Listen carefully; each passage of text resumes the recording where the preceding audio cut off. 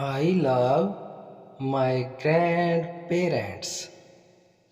دانیہ اپنے دادا اور دادی سے بہت پیار کرتی تھی۔ دانیہ تھی بچی بڑی سمجھدار، اس کو تھا اپنے دادا دادی سے پیار۔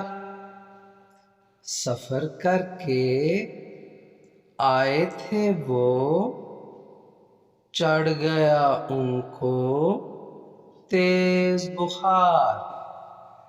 دادا دادی جب ہوئے بیمار، وہ بنی ان کی خدمت گار۔ دانیہ تھی بچی بڑی سمجھدار، اس کو تھا اپنے دادا دادی سے پیار۔ I love my grandparents.